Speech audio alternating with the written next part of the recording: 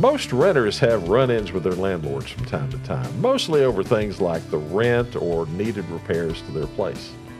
Today we tell the tale of a renter who had, well, the ultimate bad encounter with his landlady. Hello folks, I'm Steve Gully along with this fellow over here, Rod Mullins, and this is Stories, a History of Appalachia. Now before we get started, I'd like to ask you to share our stories with your friends on Facebook, TikTok, Instagram, Twitter, or wherever you hang out online. Steve, sounds like you've dug another great one up out of the archives, and we've got a great one today, at least. We're getting ready to talk about a landlady. Was it a landlady? It's pretty rough to deal with on this. Wow. Well, not pretty rough to deal with, but what happened was pretty rough, to be quite honest with you. Oh, okay. Yeah. All right. Now, I'm going to tell you, the best place to find history is in old newspapers. Yes. And that's where I dug this up because this was a story for several months in the papers in Abingdon, Virginia. A very famous court trial and a very famous bit of history. So, you ready to roll with it? Yes, I am. Let's go. Okay. James Newton was born in Anchorage, Kentucky to James E. Newton Sr. He attended school in Kentucky before joining the Marines and shipping out to the Pacific Theater, where he fought the Japanese at the Battle of Guadalcanal and suffered head wounds. And after 15 months of service, he was granted a medical discharge and he returned to Kentucky. There he finished college at the University of Kentucky, where he was also a cheerleader. He had the education to become a teacher, but he hadn't found a job. That, and the course of the rest of his life, changed in December 1944. Well, it seems that James knew a young woman who was living in Abingdon, Virginia, of all places, where she was renting a room from a 44-year-old widow, Mrs. Hal Clark, formerly Ellen Talbert.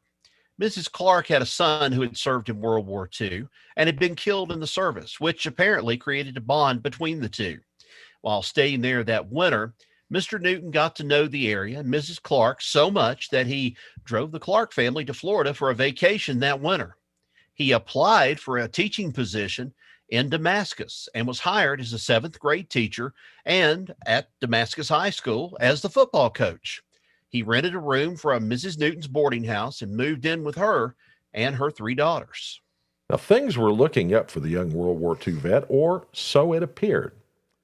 On the morning of November 18th, 1945, Rod, the body of 22-year-old James Emmett Newton was found in his room at Mrs. Clark's boarding house by her 16-year-old daughter, Nancy. After an investigation, Newton was found to have been shot to death with 4 bullet wounds to his body. Initially, Ellen Clark denied any involvement in his death.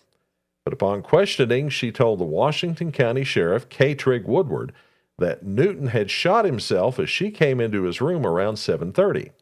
She later told investigators that she had called for Mr. Newton from downstairs several times. When he failed to answer, she went upstairs to his room, where she surprised him as he was committing suicide and accidentally killed him as she was trying to get the gun, 2 times in the back and 2 times in the front. She also said she grabbed the gun from the floor and that it discharged 2 or 3 more times as she tried to keep him from falling to the floor. She also told where the gun was hidden. Well, Ellen Clark was arrested on November 20th and indicted by a grand jury on a murder charge. She was then released on a $3,000 bond with trial set for December. That alibi sounds almost as lame as a clown on stilts, Steve. I'm telling you, it doesn't sound even right to begin with. But as we said, here she was, she told where the gun was hidden. She was arrested, and almost immediately she was admitted to Lee Memorial Hospital in Marion, reported by her doctor, Dr. George A. Wright, to be a sick patient and in a highly nervous condition, and would have to remain there under hospital care, observation, and treatment, and was in no shape to be tried for the murder of James Newton. The case was continued, and Mrs. Clark remained free. That's right, free on a $3,000 bond. Now, after 3 continuances, the trial began on May 7th, 1946. At the trial, Mrs. Clark's defense was that the shooting was an accidental one. According to her, she had surprised Mr. Newton as he was preparing to kill himself with a 32 Smith & Wesson pistol. Now, she struggled with him for the gun, and it accidentally went off 4 times, and he was killed. Nancy Clark, the daughter who had found James Newton's body, testified on her mother's behalf, denying any romantic attraction between her mother and Mr. Newton. Also testifying for her were Kitty Smith, the girl Newton had come to Abingdon to see back in the winter of 1944, Ellen Clark's sister-in-law, Eugene Martin, a football player from Damascus, and the principal and the janitor at Damascus High School. Now, the state contended that Mrs. Clark was infatuated with Mr. Newton and had killed him in a fit of jealous rage when she found him expressing interest in other women. Evidence showed that Ellen Clark had found him packing his clothes to leave when he was killed, indicating that she was at a minimum trying to stop him from going away.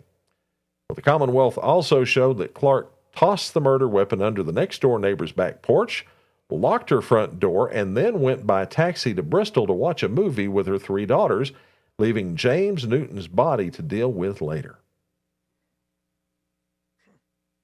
Murder in a movie. Anyway, well, the jury found that Mrs. Clark was guilty of second-degree murder. On July 12, 1946, she was sentenced to 5 years in the Virginia Penitentiary in Richmond.